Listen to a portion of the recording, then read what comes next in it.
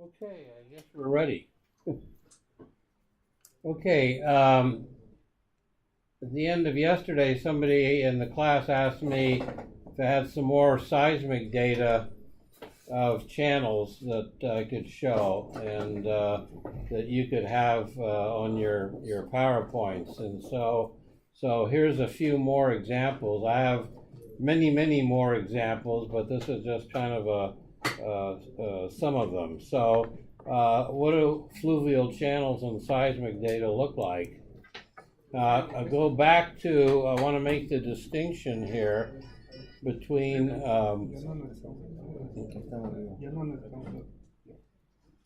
want to make the distinction between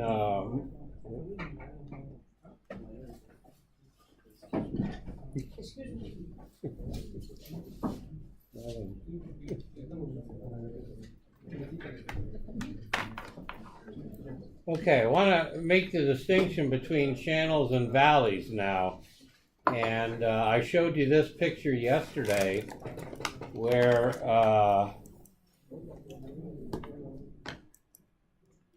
we have a valley, an incised valley, and within that valley you find your channels.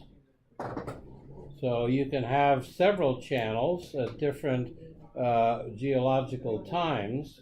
So in this particular cartoon, there's three, these are point bars and channel facies, one there, and one there, that in different geological times, they were deposited and the channel would migrate from one area to another. And so this valley, the whole system is a valley, and contained within that valley are the channels that are smaller. An example I didn't show yesterday, but I'll show you now, is this one up here, where we have a drop in. This shows how you might develop two of these channels over an interval of geologic time. So here we have a drop in sea level, okay, and that would be down here on our sea level curve. And during that drop in sea level is when we carve out the valley. And then when sea level rises, we're on a sea level rise here now, that's when the valley gets filled. So now if we have then another drop in sea level,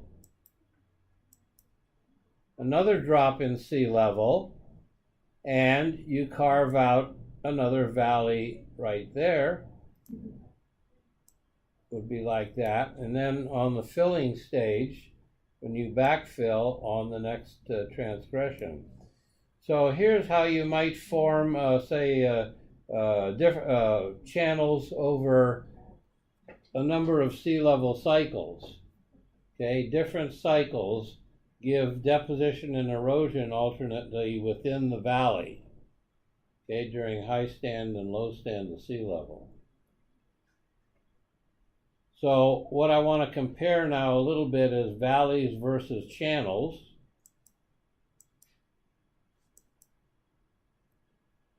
Well, before I do that, what I show, this vertical black line, let's say that's a well. Okay, and you drill the well and you get one nice sand body down here. And let me go to another color here.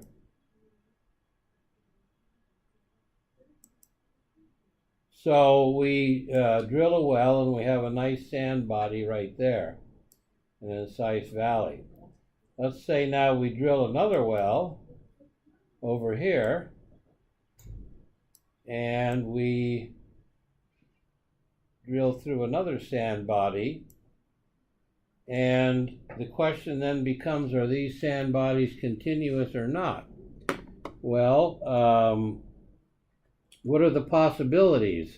First of all, you can have, just like it is in the picture here, but you can have a fault in between. And so I've drawn in orange here a fault that separates them.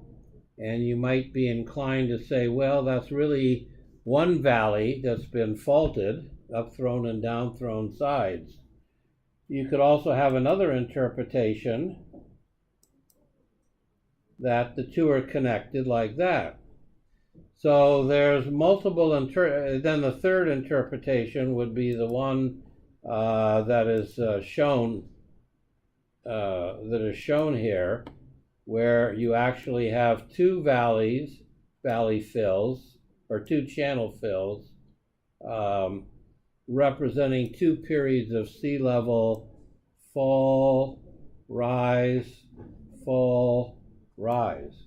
So there's those three possibilities, and before we knew much about sequence stratigraphy and these sort of concepts, the common thing that was done is if you had two wells with a sand body in each well, people used to put in a fault. But you see, like in this case, there is no fault. So that would be a wrong interpretation, and a lot of dry holes were drilled that way, thinking that you had one fault that was offset and one sand that was offset by the fault, but that's not the case.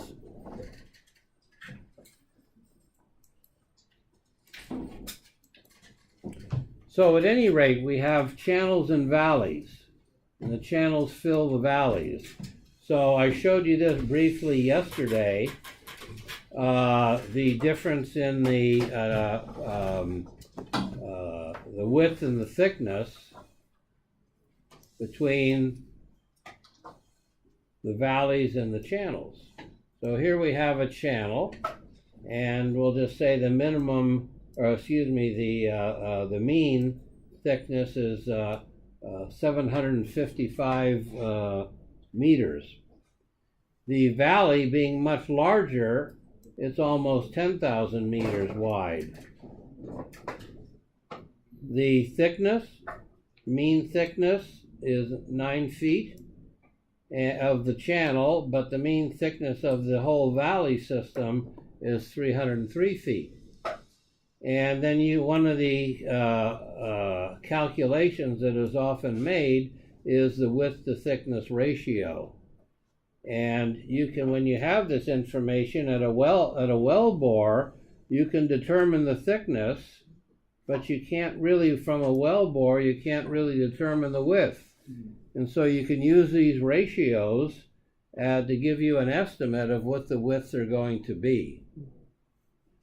So that's the difference between channels and valleys, and I'm going to show you some examples now.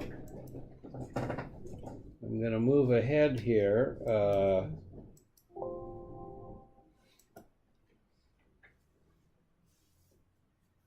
At the end of the class yesterday, I showed a few examples, and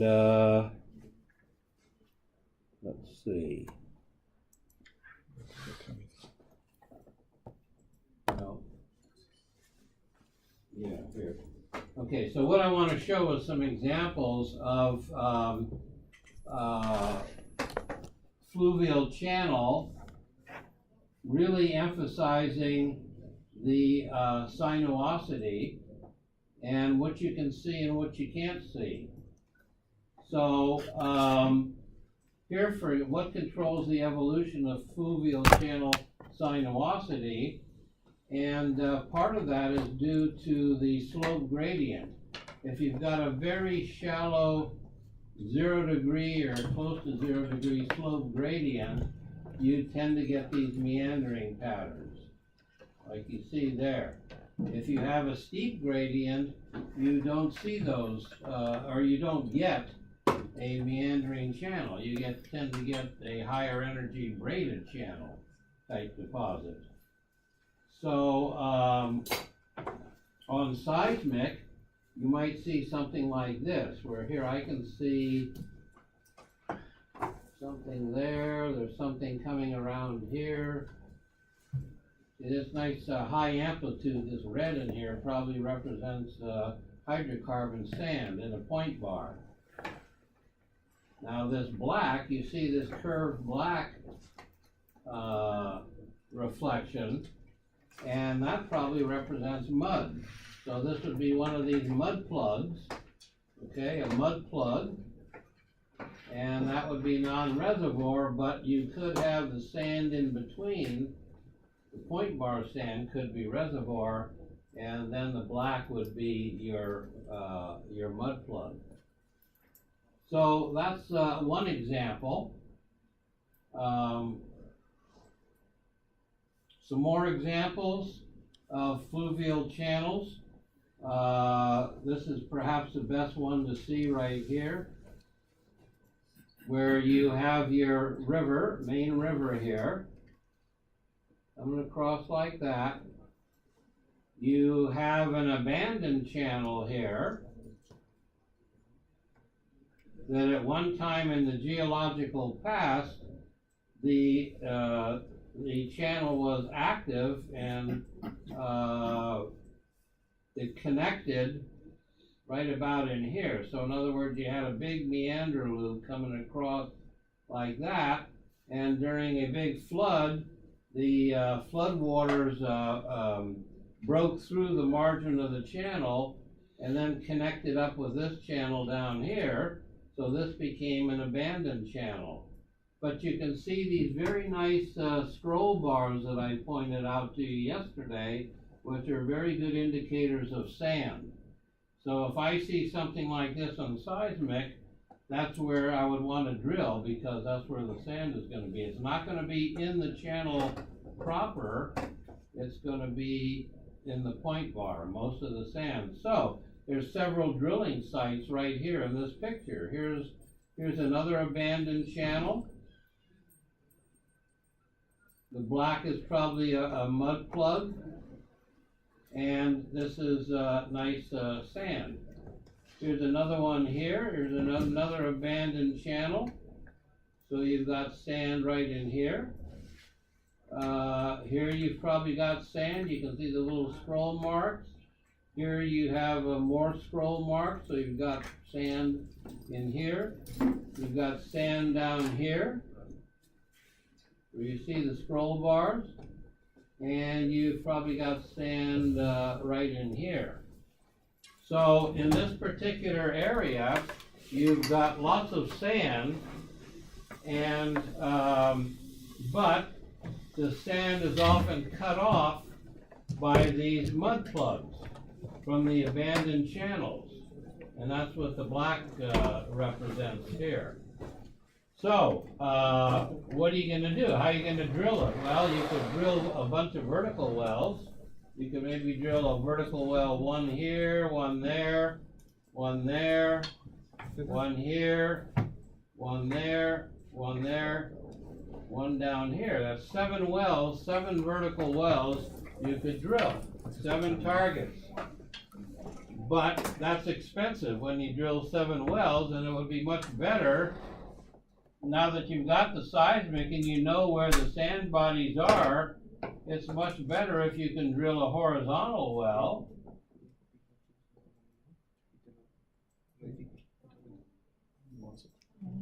Say drill a horizontal well that comes across something like this. There's one possibility there. You would get 3 of those channels. You might do this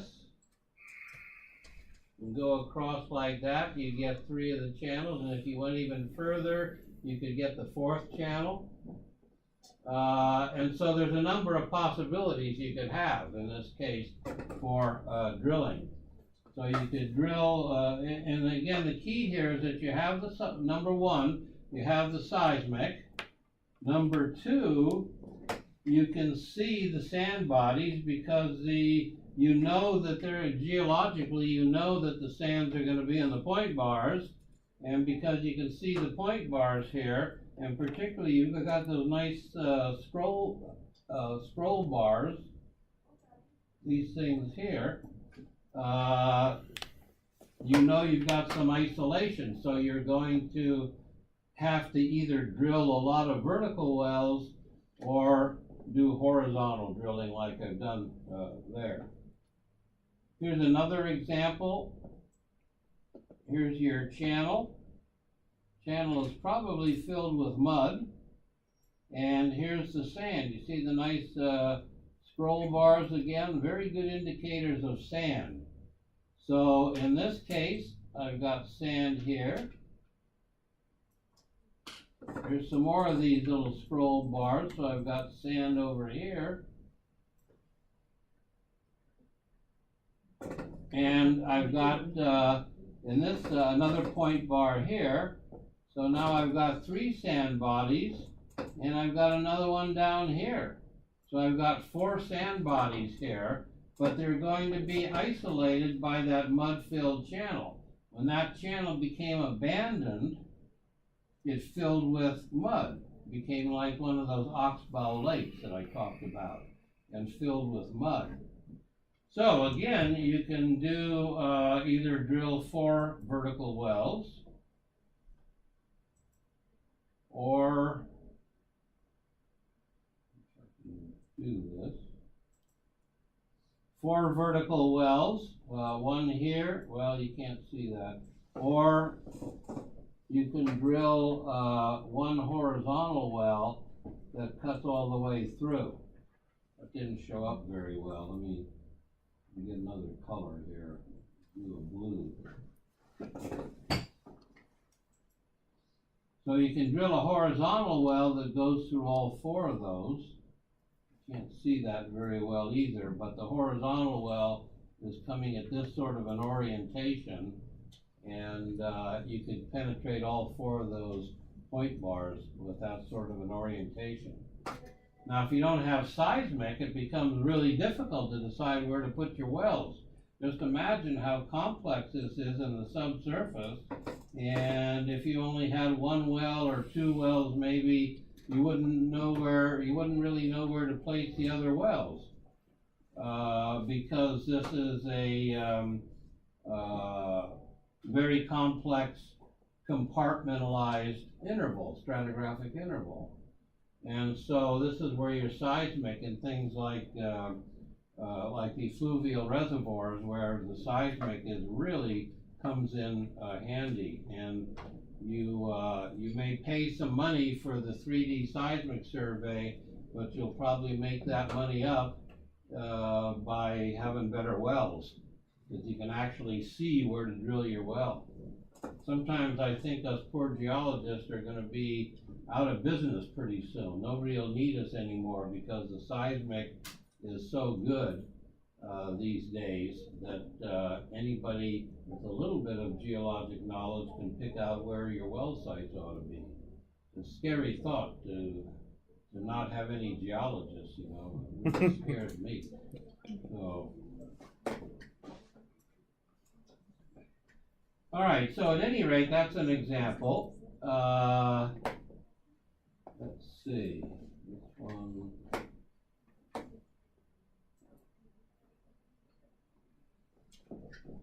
Go to this one, and here what you can see, this is a vertical section, and you can see actually these very little downlap features right there. Where did it go? Yeah, there it is. Downlap features there that are your point bars again. Okay? And your channel doesn't show up very well, but there's your channel right in there.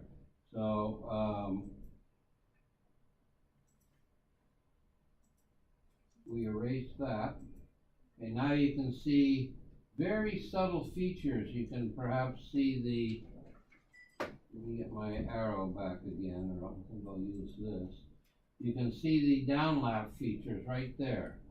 Very subtle, but they're indicators of sand. Now you don't get that downlap pattern over here. So that's your channel fill, your main channel fill, which is probably muddy. And then you have your point bars downlapping in the direction of the channel. By the way, and these again are, these downlapping patterns are what we call lateral accretion packages, and they always point down in the direction of the channel. That's the reason for that is because remember I said yesterday the channels are really asymmetric, where you have a steep side and then a shallow side. The steep side is the cut bank side, and the point bar side is going to have these downlapping lateral accretion beds like that. And then when this channel becomes abandoned, usually this will fill with mud. Another color here. This will fill with mud, the main channel. And down in this case down here, you don't really see in the main channel that there is one amplitude there, but it's very highly broken up. Probably indicates that that's a kind of uniform mud for the most part in the channel.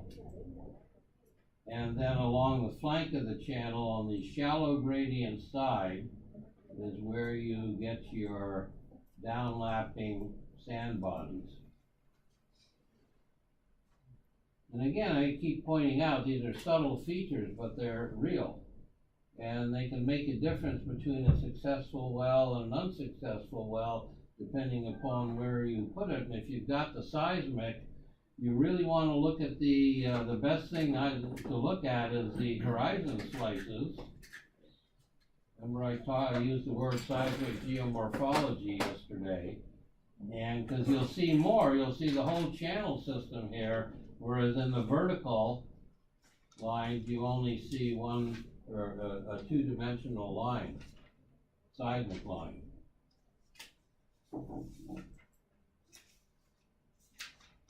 And here's the for this vertical line, the I don't know if this is A or B, but it's probably this one. There's the vertical line that's associated with this fluvial channel. You see the meander bend right there. And your sand is your point bar sand is going to be right over here. So, at any rate, another example, I just got a couple more. Just once again, just pointing out the subtle features, they're the important ones. And here you can see the downlapping patterns. That's your point bar again. The shallow gradient side, and then your channel comes up something like that. And so this is probably muddy right there, and your sand is over on the point bar side. So you look at this cross section here, and here's where you're going to have your point bar sands. And they're going to be pointing actually to the north in this case. And then here's the outside bend of your channel, the cut bank side.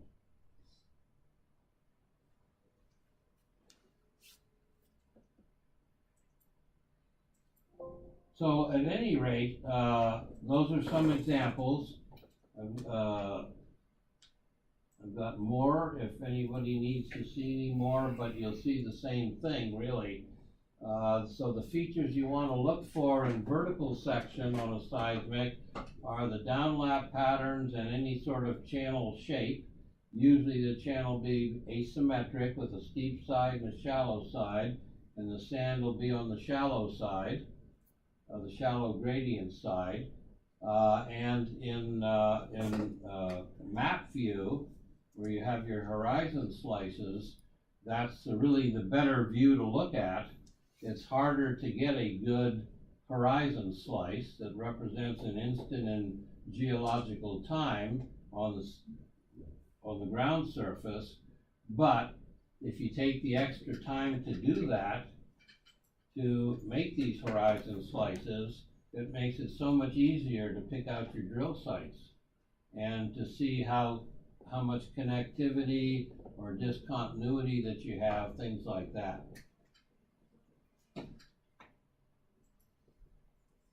So what I recommend is when you have a seismic survey, you kind of get a general idea by looking at the vertical slices, but then really focus on getting some good horizon slices through what you think is the interval of interest, the reservoir interval, and then use the horizon slices to do that. Okay, well, I'm gonna, so that's all that I had for this lecture here. What I'd like to do now is kind of skip a couple and go up to lecture 6, which is sequence stratigraphy. I've been talking about kind of working around sequence stratigraphy, but now I'd like to get a little bit more involved in that. So that's unit 6 here, is Introduction to Sequence Stratigraphy. And the goal of sequence stratigraphy, particularly for reservoir characterization, is to take all these individual sediment bodies, the sands and the shales, and put them into a coherent, predictable stratigraphic framework so that you can predict with very little data. You can predict where your sand's going to be, where your shale's going to be, where your condensed section is going to be. That's the that has the organic material in it. It gives you your hydrocarbon source rock, where your seal rock is going to be. You can make those predictions if you can put the data that you have, be it log data, outcrop data, core data, or seismic data. You can put that generally into a sequence stratigraphic framework, and you'll see how powerful a predictive tool that really is. Very powerful tool. So, do that. Do this. Okay, so.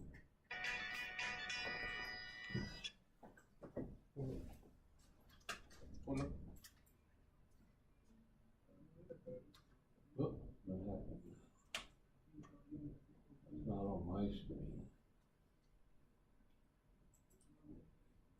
Okay. All right, here's that old picture again, global demand versus world population growth. So there's going to be for a long time a big demand for oil and gas, in my opinion. Well, here is, I'm going to define stratigraphy for you here now.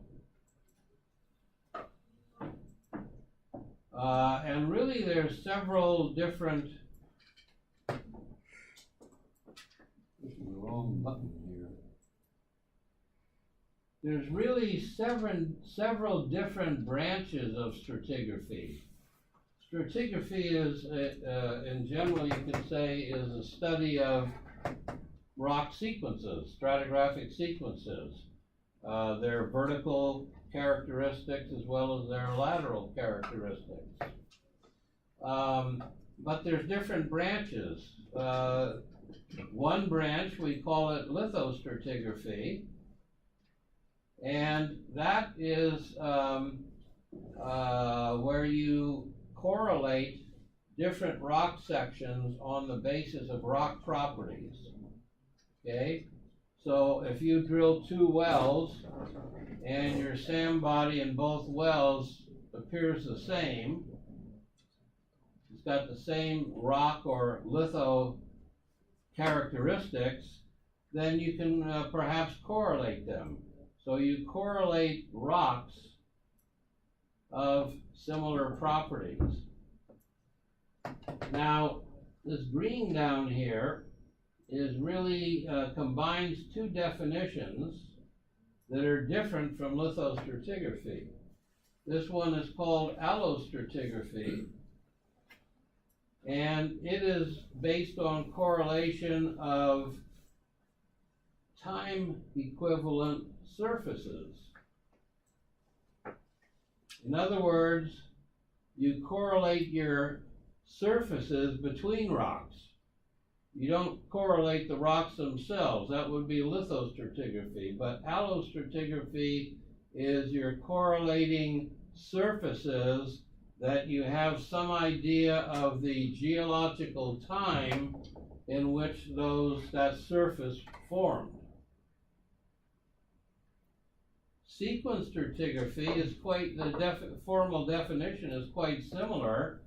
It's correlation based on the rock packages. The sequence stratigraphers call these stratal packages. They have their own terminology that are bounded by these surfaces, either unconformities or just surfaces of non-deposition, things like that. And they are the stratal packages, the sedimentary packages, are the product of change in sea level, like I've been alluding to up to this point. So relative sea level change. So you can kind of combine these two into one, which I'll do on the next slide. So I'll leave that for now and say the other very important critical stratigraphy type is what we call biostratigraphy, the bio being organisms. And why are they important? Because it's the organisms usually that allow you to interpret the age of deposition of a surface. See, okay, time equivalence. See, time equivalence surfaces, unconformities and the like. And where do you get that time information from? Well, you get it from the paleontology, okay? So, or the biostratigraphy. So it's putting these sedimentary sequences into a time stratigraphic framework. And even though, remember I said yesterday that if you get a data package and you're going to start doing a project, the first thing I look for is the biostratigraphy reports. And because that's where I'm going to get my age data for correlating these surfaces, these time stratigraphic surfaces. But, like I also said yesterday, that's usually the hardest thing to find in a data package, because people don't, even though the biostratigraphy is really the backbone of stratigraphy, like it says there, but people don't tend to use it to its fullest extent, like they could. Sometimes you may pick a horizon and a couple of different wells that you recognize the same fossil at different horizons in two wells, and you may correlate across, and then that's all you do. You don't worry about the time of formation and deposition of those fossils, or any of the other significance in terms of, say, the depositional environment and things like that. So very important data, and that's why I always ask first for any biostratigraphy reports that there might have been when the work was done, that you're now taking over as a project. And again, it's the hardest to find because people don't tend to use it, tends to get lost somewhere in the files. So when I start a project and I don't see that biostrat data or report, I go back to whoever gave me the data set and say, please look again, see if you can't find the biostratigraphy. And quite often the answer you get is, who needs it? You know, we figured this all out by doing the logs. You know, we interpreted the well log shapes. They're not good enough. If you really want to be do the best reservoir characterization, you want that time information. So I combine all of these things into one little definition of sequence stratigraphy right here. It's the study of depositional sequences within a geological time framework. Again, that time is that's where you use the biostratigraphy to determine the time of deposition of rocks and the time of formation of these surfaces between the rocks. Now, it involves being able to predict where the reservoir rock is in a stratigraphic sequence, where the source rock is, and where the seal rock is. Now, those are all stratigraphic features, the reservoir being sand, source rock being an organic rich shale, seal rock being a shale. What's not shown here is any idea of structure. In other words, structure is not included in this definition. You definitely want to do a structural interpretation in an area that you're working, but it is not a formal part of sequence stratigraphy. And the reason for that goes back to what I said yesterday at some point.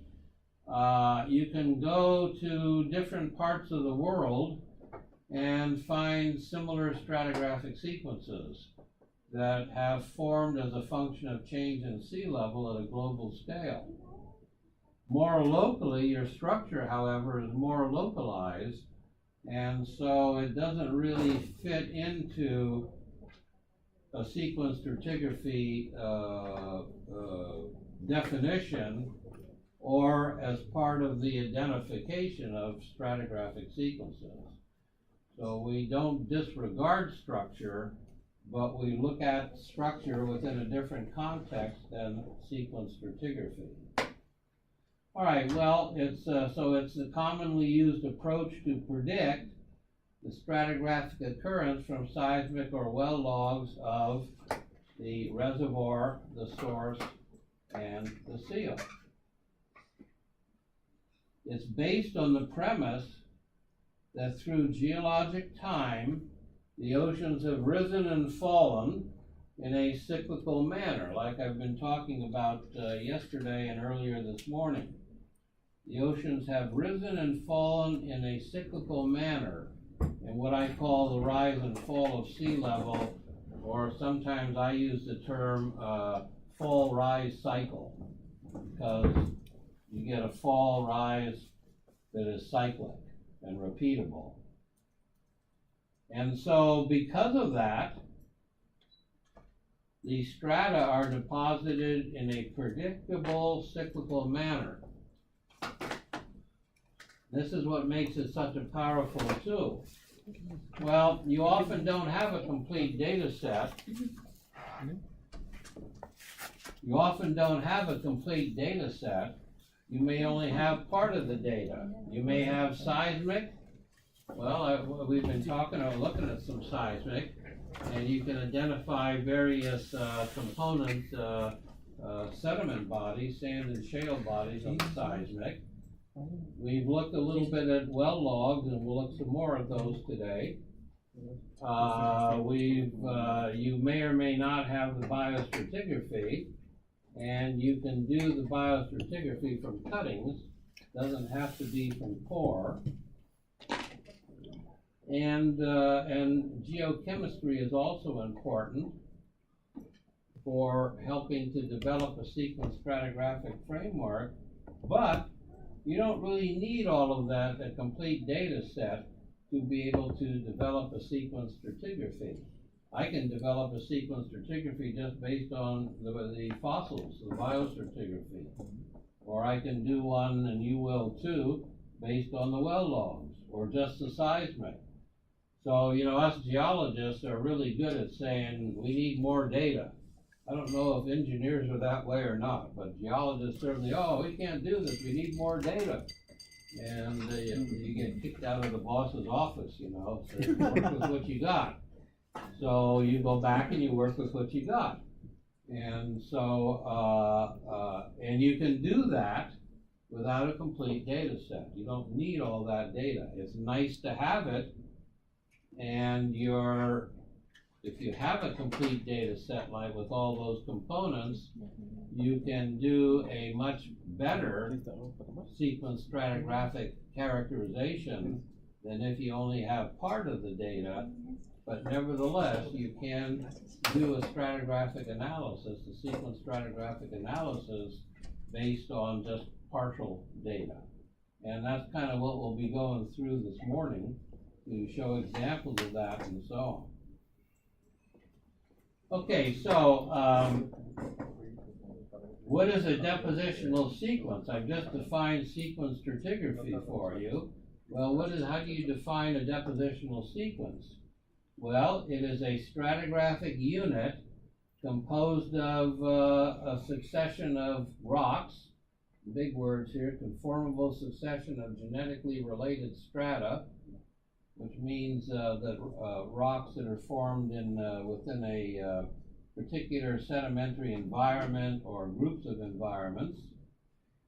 The key part is that the depositional sequence is bounded at its top and at its base by these unconformities, these erosion surfaces, or what they call correlative conformities. In other words, a surface is present. It's not an erosion surface, but it's a surface of non-deposition. A surface, not rocks, but a surface of rocks, but the surface itself is a surface, not a rock.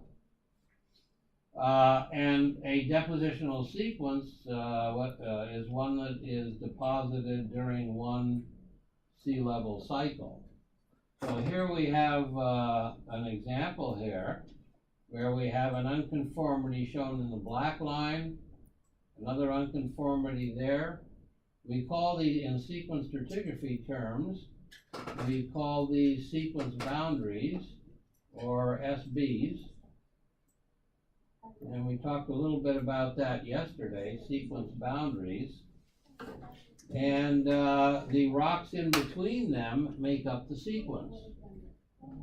The rocks in between the sequence boundaries make up the sequence. I have a question. Yeah. Now that you talk about genetically related stuff, yeah. How do you take into consideration intrusions?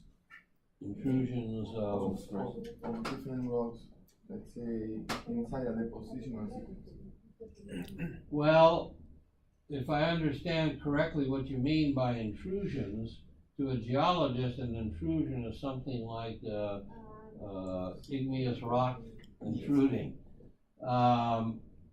Would that be an unconformity? Or no? Yeah, you would probably be an unconformity, yeah. And it would not be, they're generally not part of a sequence. Okay, if you have intrusions, which you can have in a lot of sequences, you more or less avoid them in developing a sequence framework. Now, quite often you can age date an intrusion, okay, a volcanic intrusion or something like that. You can use radiometric isotope techniques to determine when that formed, and that gives you some time information for your sequence, but it's not really part of the sequence, intrusions.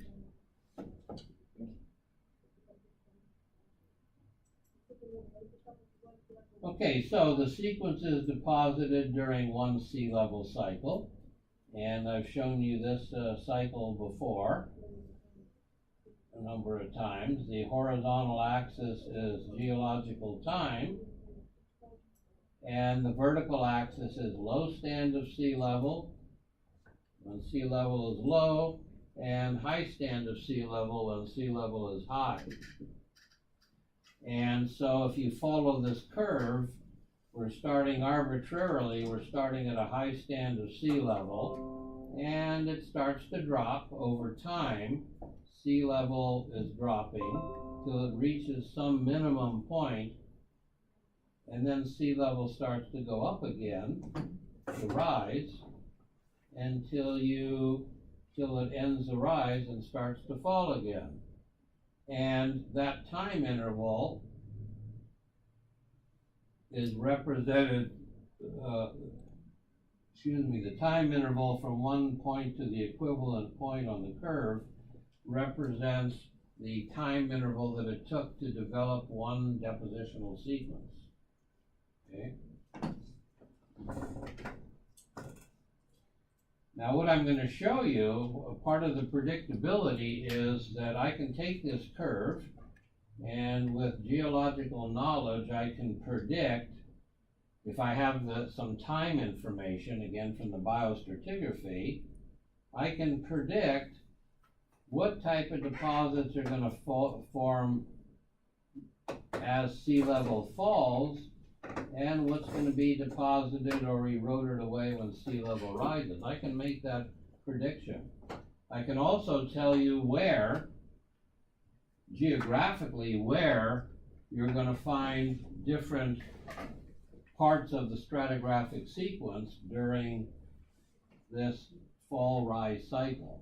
So I can tell you all those things. And that's where we're headed, kind of. So let's start simply here. Remember I talked to you yesterday about 1978 was the famous book published by those Exxon people called Seismic Stratigraphy. And here's one of the diagrams from that book. And it's a definition. It defines high stand of sea level. I'm going to put the other one on here too. Here's another picture from that same book. And it's defining a low stand of sea level. Okay, so a high stand here and a low stand there. And the significant part about that is where the shoreline is. During a high stand, your shoreline is way up here. You've got a nice continental shelf area. But during the low stand of sea level, the shoreline moves seaward, and this might be the shoreline now. Okay? During the low stand of sea level, you expose the continental shelf that is underwater during high stand of sea level. You expose that and you carve out the incised valleys. Another thing, and if you happen to have a major river at the end of that valley, you'll deposit during high stand. You'll deposit a delta. And that, what I'm just coloring there, represents a delta. Deltas are a major type of deposit that forms during high stand, during this part of the sea level cycle. During the falling stage of sea level, like this part of the curve, you severely expose the continental shelf, and so these incised valleys form, but since they're erosional, the material that is eroded has to go somewhere. So when you carve out this valley into older sediments that make up the continental shelf, that material that's carved out or eroded has to go somewhere. Where's it going to go? Well, it's going to follow these rivers. And if the river goes up to the shoreline, and that shoreline happens to be right at the shelf edge before you go off into a slope, then all your sediment's going to go down the slope and form a submarine fan deposit. Okay, so think about that for a minute, what I've just said. A major deposit during high stand of sea level will be deltas. Not the only type of deposit, but a major type. During low stand, your submarine fans will be deposited. Okay, so here, submarine fans. Here, deltas. And you've got some intermediate things too. notice the slope of this curve. It's kind of steep right here, and the deltas form when the slope gradient becomes less.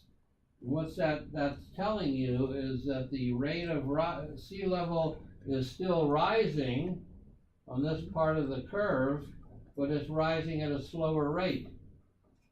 Because of that, if you have kind of a constant flow of sediment into the basin, you're going to have, during that high stand time, you're going to get deposition between the sea surface and the sea floor. You're going to get deposition, and it's going to push that shoreline in the seaward direction. Okay. So in terms of where the shoreline is further seaward here, and it's seaward here. Well, it's got to rise somewhere in here, you know, according to this curve. So what type of deposit are you going to have at this position of the curve? Well, that's going to be when your thick shales form, your condensed sections, or if you want to call them the resource shales, that they form on this part of the curve when sea level is rising and you're getting finer and finer grained sediment deposited as sea level rises. Okay, so we'll go through all of this by example and everything. I think it'll, if it's not clear now, it will be. So in deep water, we get these submarine fans down here, but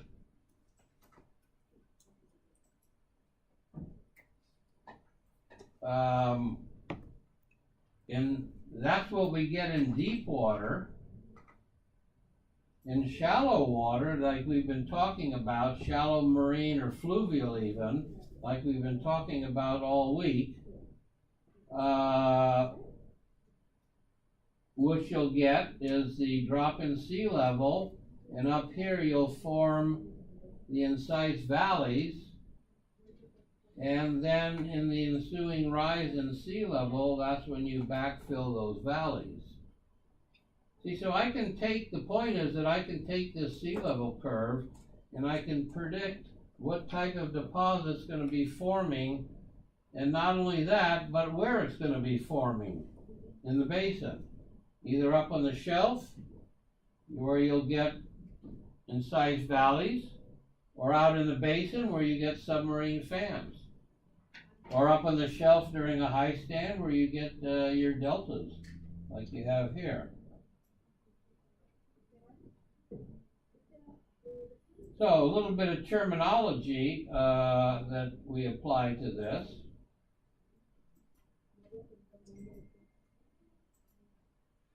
Is the, on our sea level curve,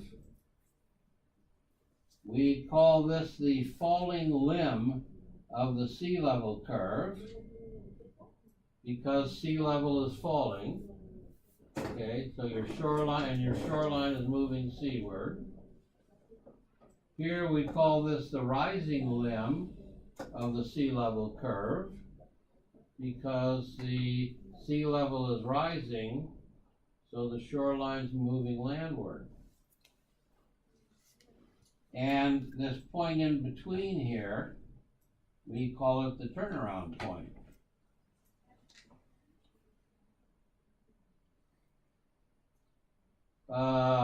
Anybody tell me, if you were up on the shelf now, you were up in this sort of environment of deposition, and sea level was just starting to rise, what would be the deposit representing that early rise in sea level?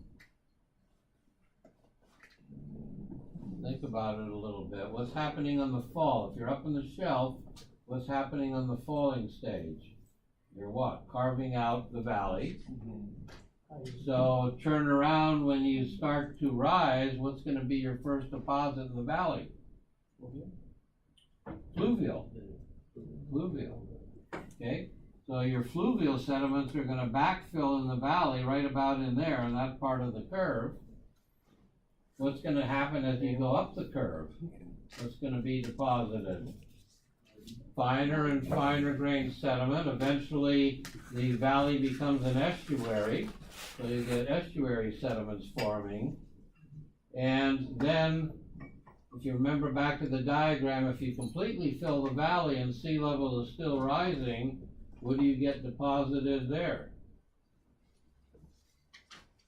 Your condensed section, your shaly condensed section. See, and that's going to be actually right about at this point, just before you get that change in slope.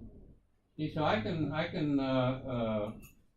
take any part of this curve, whether you're in deep water, shallow water, non-marine, and I can predict what type of deposit you're going to get and where it is, where in the basin that type of deposit is. Why don't we take a break and, okay, so let's do that and we'll come back to it. Let's see, do we get the, coffee, okay, good. Croissant. Yeah.